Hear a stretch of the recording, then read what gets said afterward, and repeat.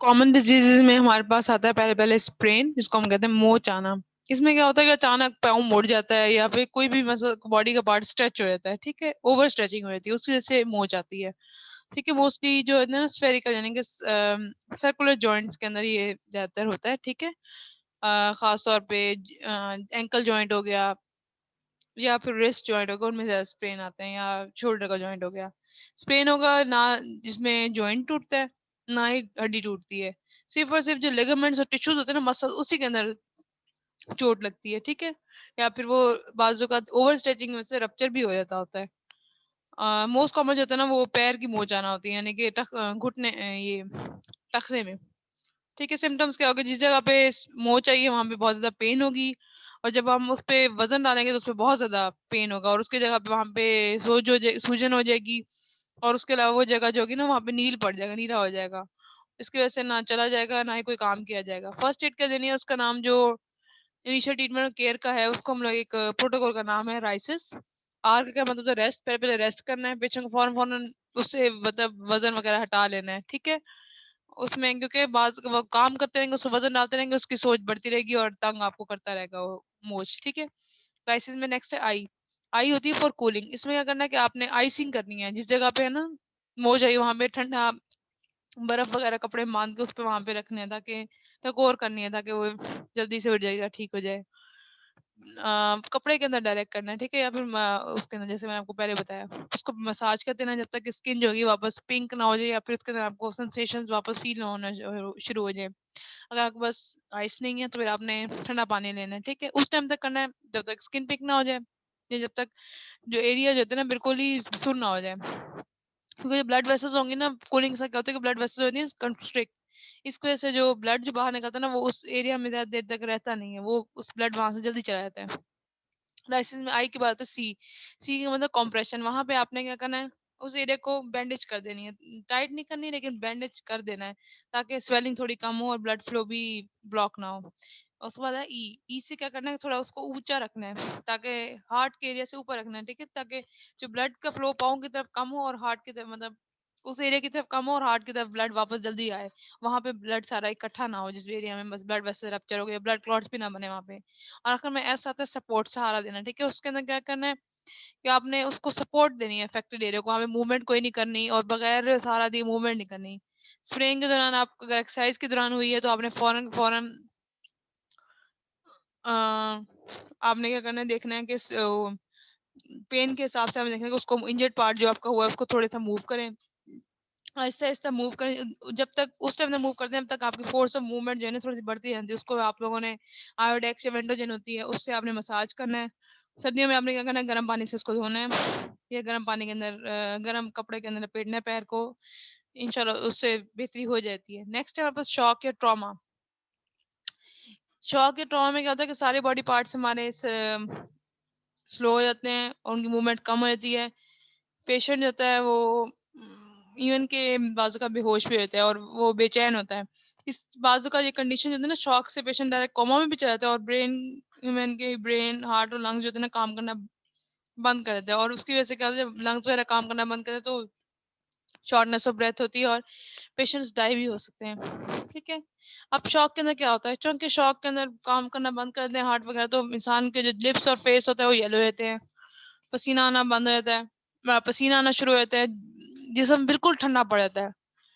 Blood pressure, जब जिस्म ठंडा पड़ेगा तो ब्लड प्रेशर ऑटोमेटिकली जीरो कम होना शुरू हो जाएगा, पेशेंट को सांस लेना बंद हो जाएगी, उसकी आंखें जो अंदर धंस जाएंगी, उसको बहुत ज्यादा प्यास लगेगी, वो पानी मांगेगा बार बार, और उसको वॉमिटिंग आएगी, ठीक है।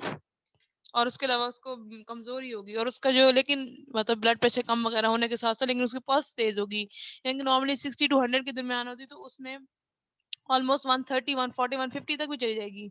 अब ट्रॉमा या शॉक की कॉजेज क्या होती हैं, जो भी चीज ब्लड को कम करेगी वो सब चीजें शॉक या ट्रॉमा में आएंगी, जैसे कि कोई इंजरी हो गई है, कोई आग लग गई है, कोई बहुत ज्यादा ब्लीडिंग कहीं से हो गई है, चोट लगी है, एक्सीडेंट हुआ है, अच्छी या बुरी खबर अचानक सुना, उसमें भी इंसान अचानक बेहोश हो जाता है, मूवी से कोई डरावनी सीन देख के इलेक्ट्रिक शॉक लग सकता है, कोई एनिमल बाइट हो सकता है, बहुत ज्यादा वॉमिटिंग के डायरिया में पेशेंट शॉक में चला जाता है डिहाइड्रेशन की वजह से। उसके अलावा कोई भी सदमा देने वाला एक्सीडेंट, वैक्सीन या ड्रग का रिएक्शन भी बाज़ औक़ात होता है, कोई पेनिसिलिन की वैक्सीन है उससे भी बाज़ ये होता है और उसके लिए हार्ट अटैक।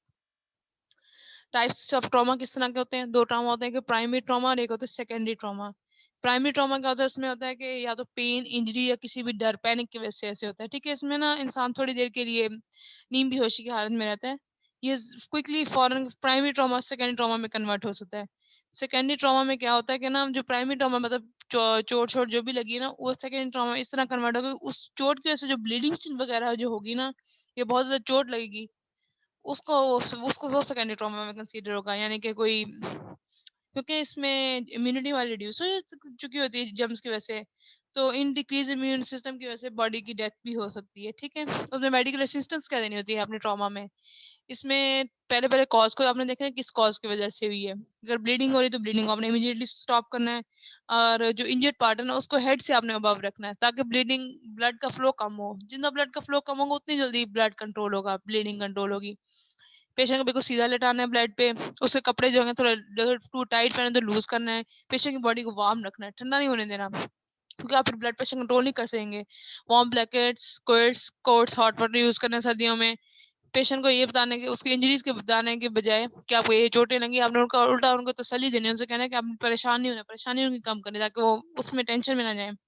अगर वो कुछ खा पी सकते हैं तो उसको खाने-पीने की चीज़ें दें और उसके बीपी बस आपने लेते रहना है बार-बार और अगर कोई थोड़ी-सी कंडीशन उसकी इम्प्रूव नहीं करती तो आपने फ़ौरन डॉक्टर या हॉस्पिटल को ब बताना है। नेक्स्ट है सनस्ट्रोक जिसको हम लोग कहते हैं आम ज़बान में सरसाम। समर में ज़्यादातर ये होता है, ठीक है? ख़ास तौर पे बूढ़े लोगों में और कोलिक्स में ज़्यादा करते हैं। ख़ास तौर ये उन लोगों में तो सनस्ट्रोक वर्ड से पता चल रहा है जिनको सन ज़्यादा जिन पे सन ज़्यादा इफ़ेक्ट करते हैं, यानी कि जो लोग बहुत ज़्यादा धूप में जाते हैं बगैर सर पे कोई कवर किए, उनके अंदर ये सनस्ट्रोक होने का खतरा होता है। जब भी ह्यूमन बॉडी का हीट कंट्रोल मैकेनिज्म फेल करता है ना, उस वजह से ही सनस्ट्रोक होता है। जब ये फेल करेगा इंसान का दिमाग हीट को कंट्रोल ही नहीं कर सकेगा। जब वो कंट्रोल नहीं कर सकेगा और वो जो इंसान का अंदर अंदर का बॉडी टेम्परेचर होता है, वो 106 डिग्री तक रेज़ कर सकता है और 106 डेंजरस लेवल होता है। इससे ऊपर इस 106 के ऊपर बॉडी सेल्स ब्रेन डेड हो जाते हैं, ठीक है? डेड हो जाते हैं नर्व सेल्स, सारे डिजीज़ जो होते हैं और पल्स रेट जो होता है ना 160 से ऊपर चला जाता है और उस पे इंसान बेहोश हो जाता है, ठीक है? बॉडी सेल्स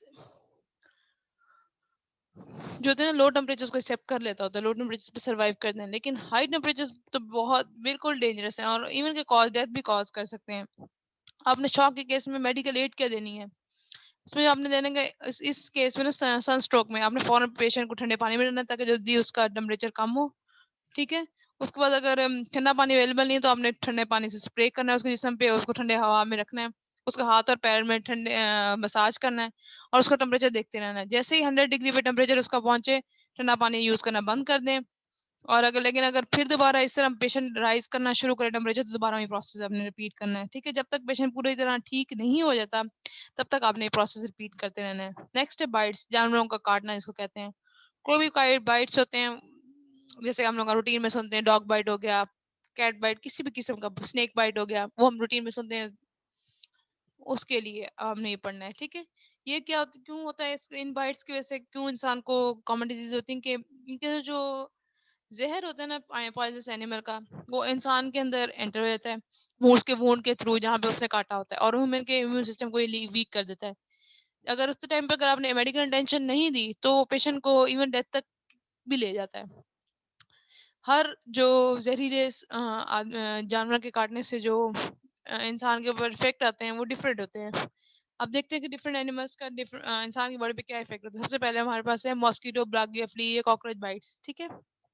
ये जितने भी रेड बैग्स होते हैं, फ्लाइज़, बेड बग्स, कॉकरोचेज़, ये सब कुछ हमारे कॉमन हमारे घर में ये सब चीज़ें होती हैं रूटीन में, कॉकरोचेज़ वगैरह, ये मॉस्किटोज़, मच्छर वगैरह होते हैं। जब भी ह्यूमन बॉडी को काटते हैं, आपको देखते हैं हमारे वहाँ पे एलर्जी होती है, ख़ारिश होती है, वहाँ पे एक छोटा-सा इन्फ्लेमेशन का साइन बन जाता है, ठीक है? लेकिन अगर ये छोटी छोटी-सी भी अगर अगर 1-2 काटें तो कोई फ़र्क नहीं पड़ता, लेकिन अगर ये बहुत ज़्यादा काटें तो इंसान को फ़ीवर भी हो सकता है और वहाँ पे मेजर एलर्जिक रिएक्शन हो सकता है। अगर हमने उसको वॉश करना है, वो उनको जिस जगह पे हुआ है तो वहाँ पे डेटॉल से या फिर साबुन से अच्छी तरह उसको साफ करना है, बैंडेज वहाँ पे रखनी है, वाटर के से भीगा हुआ कपड़ा उस इफेक्टेड एरिया पे रखेंगे और अगर कोई एलर्जी या फीवर हो गया तो एंटी एलर्जिक मेडिसिन्स या फिर फीवर के लिए पैराडोल वगैरह देंगे। नेक्स्ट है हमारे पास डॉग बाइट्स, जो हम रूटीन में भी सुनते हैं। रेबीज, डॉग्स बाइट की वजह से रेबीज होती है, ये वायरल डिजीज है। ये मैड डॉग की वजह से होती है, बल्कि ना सिर्फ मैड डॉग्स की वजह से, बल्कि monkeys, voles, foxes, hawks, skunks, horses, cats, camels और फॉक्सेस की वजह से होती है। ठीक है, इन एनिमल्स के माउथ के स्लाइवा के अंदर ना जर्म्स होते हैं रेबीज वायरस के। ठीक है, अगर रेबीज डॉग की वजह से इंसान बिटन हो गया और उसे वैक्सीनेशन उस प्रेस्क्राइब पीरियड के अंदर नहीं कराई, तो फिर या तो इन्फेक्टेड पर्सन इंसेन भी हो जाएगा, और उसका डेथ रेट भी HIV की तरह 100% है, और ये with in 10 days patient death हो सकती है पेशेंट की। ठीक है, मेनली रेबीज इफेक्ट करेगा नर्वस सिस्टम को। बैड डॉग होगा तो वो नर्वस सिस्टम को इफेक्ट करेगा। रेस्पिरेटरी अटैक की सबसे पहले इन्फ्लेमेशन होगी, जिसकी वजह से गला हो जाएगा, ब्रीदिंग के डिफिकल्टी कॉज करेगा। और जिस कन्वर्जन झटके रहेंगे उसको, या मसल के क्रैम्प्स होंगे, उसके अंदर ना उसके मुंह से बहुत ज्यादा धूप निकलना शुरू हो जाएगी बहुत लार्ज क्वांटिटीज में, और वो पानी से डरेगा, क्योंकि जरा सा भी पानी गले में जाएगा तो उसका गला फौरन बंद होगा। पेन और फीवर होगा सर के अंदर उसके, और मुंह से झाग मारना शुरू हो जाएगी। उसके मसल्स आहिस्ते आहिस्ते काम करना बंद कर देंगे, क्योंकि नर्वस सिस्टम का वो है डिजीज है, तो नर्वस सिस्टम काम करना बंद कर देगा। प्रॉपर ट्रीटमेंट नहीं देंगे तो पेशेंट को इवन के स्ट्रोक भी, फालिज भी हो सकता है। और समटाइम्स क्या होता है, डॉग बाइट के सिम्टम्स होते हैं 2 से 3 साल में भी पीर होते, जरूरी नहीं कि फौरन हो जाए, 2 से 3 साल भी लग सकते हैं उसको पीर होते थे। इसलिए जैसे ही डॉग बाइट हो, आप फौरन, चाहे आपको पता चले आपको रेबीड डॉग नजर आए या ना आए, आपने फौरन वैक्सीनेशन करानी है, और उस डॉग के ऊपर आपने नजर रखनी है। अगर वो 5 दिन तक जिंदा रहता है, तो इसका मतलब ये है कि डॉग जो है सबसे बड़ी निशानी है, अगर जिंदा रहता है कुछ दोबारा ऐसी हरकत नहीं की, तो इसका मतलब डॉग पागल नहीं है। लेकिन अगर डॉग 5 दिन के अंदर मर गया, इसका मतलब डॉग रैबिट था या मैड डॉग था। और उसके अलावा जो जिस जगह पे डॉग ने बाइट किया ना, उसको खुला छोड़ना है, कभी भी उसके ऊपर पट्टी वगैरह नहीं करवानी है। ठीक है, उसको जिधर से जिस तरह आपको काटने की कोशिश की है ना, उसमें आपने थॉरली उसको उस जगह साबुन से या डिटॉक्स वाटर से आपने उसको धोना है। अगर डॉग जो है ना हाथ के ऊपर उसने काटा है, तो आपने फौरन स्ट्रॉन्ग बैंडेज आपने उसके ऊपर डालना है। ठीक है, ताकि ब्लड के अंदर एंटर ना हो सके, बैंडेज करनी है। लेकिन अगर वूंड जब ब्लीड कर रहा है, तो उसको वूंड को फिर दोबारा अच्छी तरह धोना है, प्रेशर प्लेशर अप्लाई करना है, ब्लीडिंग रोकनी है। ब्लीडिंग रोकने के बाद फौरन हमने बैंडेज कर देनी है। अगर बैंड वूंड जो है वो हार्म पे या लेग पे है, तो फौरन पेशेंट की पल्स चेक करते हैं। ठीक है, अगर पल्स को कुछ भी होता है, तो आपने बैंडेज को वैसे ही लूज या टाइट करना है, ताकि ब्लड के फ्लो उसमें कम या ज्यादा होता रहे। ठीक है, नेक्स्ट है स्नेक्स होते हैं, स्नेक बाइट्स। स्नेक्स ना 2 तरह के होते हैं, जरूरी नहीं कि हर जो सांप करता है वो पॉइजनस हो। स्नेक्स पॉइजनस भी हो सकते हैं, नॉन पॉइजनस भी हो सकते हैं। टोटल हमारे पास इस time 2500 species around the world है स्नेक्स, उनमें सिर्फ 250 वेनमस स्नेक है। ठीक है, उनके अंदर जो फैंग्स होते हैं, उन्हीं के अंदर इनका पॉइजन होता है। ठीक है, जिनके उनके ऊपर पॉइजन ग्लैंड्स लगे होते हैं। जब भी स्नेक बाइट करेगा ना ह्यूमन को, ये सारा का सारा वेनम जो ना ग्लैंड्स में से ह्यूमन के अंदर ब्लड के अंदर एंटर हो जाएगा, फैंग्स के थ्रू पंक्चर करेगा स्किन को, और वहां इंजेक्ट कर देगा पॉइजन प्रेशर की वजह से। एक दफा ह्यूमन बॉडी में एंटर हो गया पॉइजन, तो उसने अपना इफेक्ट शो करना शुरू कर देना है। अब सिम्टम्स क्या होते हैं? कुछ स्नेक्स के सिम्टम्स होते हैं, वो ड्राउजीनेस करते हैं, बेहोशी पैदा करते हैं, और वो पेन करते हैं। जिस जगह पे होंगे वहां बहुत ज्यादा पेन होगी, वहां पे इन्फ्लेमेशन, सोज हो जाएगी, जलन होगी। इम्यून सिस्टम को सबसे पहले वीक करेंगे, इंसान खड़ा नहीं हो सकता, क्योंकि हो तो नींद बेहोशी में तो खड़ा नहीं हो सकता। उसके अलावा जिस जगह पे काटा है वो जगह ब्लू हो जाएगी पॉइजन की वजह से, नीली पड़ जाएगी।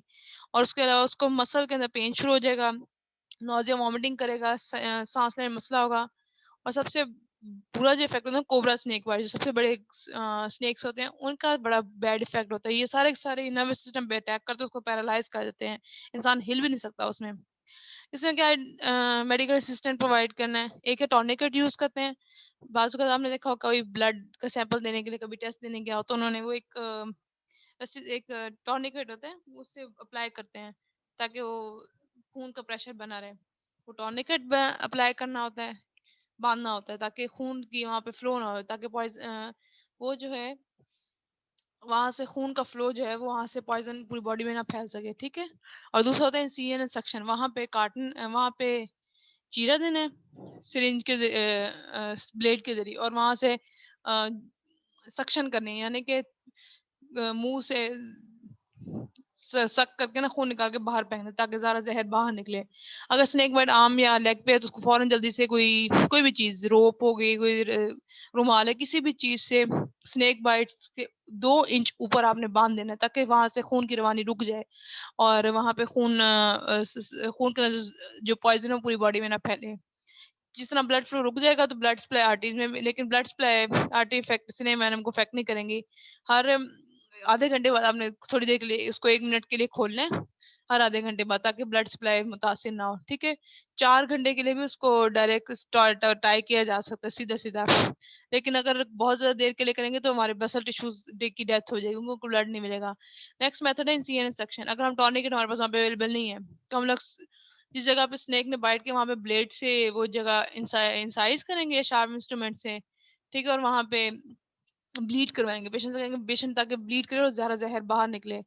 वुंड साइड के ऊपर इंसाइज़ करेंगे, चीरा देंगे, उसको पॉइज़न सारा का सारा बाहर निकालें किसी भी स्क्रब के थ्रू, या फिर वो खुद ही मुँह से ना सक कर के बाहर फेंकते जाएँगे। उसके बाद पोटेशियम मैग्नेट से उस वुंड को वॉश कर देंगे।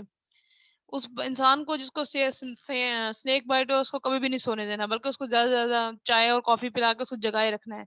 उसके जिस्म को गर्म रखना है, उसको ठंडा नहीं होने देना, उसको दिमागी तौर पे, क्योंकि बाज़ औक़ात पेशेंट को साँप का काटना नहीं मारता, बल्कि साँप के काटने की दहशत मार देती है। तो आपने उसको साइकोलॉजिकली उसको तसल्ली देनी है। उसको रेड मेडिसिन यानी कि पोटेशियम परमैंगनेट उस पे वुंड पे डालना है, स्नेक बाइट के इंजेक्शन लगवाने हैं उसको, एंटी वेनम उसको इम्यूनोग्लोबुलिन्स लगवाने हैं और वुंड से जितना ज़्यादा होगा ज़ाहिर बाहर निकालना है। उसके बाद फ़ौरन के फ़ौरन फर्स्ट एड देने के बाद डॉक्टर के पास या हॉस्पिटल उसको फ़ौरन ले जाना है। उसके बाद है मेरीन एनिमल बाइट्स यानी कि सी एनिमल बाइट्स। इसमें एनिमल्स जो सी वाटर के अंदर पॉइजनस फाइंड किए हैं, उनमें अर्चिन्स हैं, मेरीन फ्लावर्स हैं, hydra, slivery fish, stinging fish या Portuguese man of war. Among them सबसे ज़्यादा जो अर्चिन होता है ना वो सबसे ज़्यादा पैरालिसिस कॉज़ कर सकता है, ठीक है? अब ये काटेगा उन्हीं को ही जो लोग समंदर में जाएँगे, ठीक है? ये जो है ना ये पेन बहुत ज़्यादा कॉज़ करते हैं, लेकिन पेन इनकी थोड़ी होती है, लेकिन नॉर्मल सी पेन है, लेकिन इनका वुंड बहुत ज़्यादा खतरनाक होता है। मेडिकल एड जो होती है ना उसके ऊपर डिपेंड करता है कौन-सा एनिमल ने काटा है, ठीक है? एक तो उस एरिया को थॉरोली क्लीन करना है, पानी या क्लॉथ से। जब भी मैरीन फ्लावर्स कट कर रहे हैं स्टिंगिंग फिश की वजह से, स्टिंगिंग फिश मैरीन फ्लावर्स की वजह से वहाँ पे सिर्फ और सिर्फ क्लीन करना है वुंड को, उस पे सेपरेट लगाना है, ठीक है? अमोनिया और सॉल्ट वाटर से साफ करना है और उसको हॉट वाटर या बॉइल्ड वाटर भी यूज़ कर सकते हैं इस मसल के लिए। लेकिन अगर फिश यूज़ करनी है विद हाइड्रा, अगर फिश होता है हाइड्रा स्टिंग हो, तो उसको पाने के लिए 1 से आधे घंटे तक उस वुंड को सोक करना है उसके अंदर, ताकि जो सलाइवा का इफेक्ट है ना उसके जो काटने की वजह से वो खत्म हो जाए और पेशेंट को फौरन अपने हॉस्पिटल लेके जाना है, ठीक है?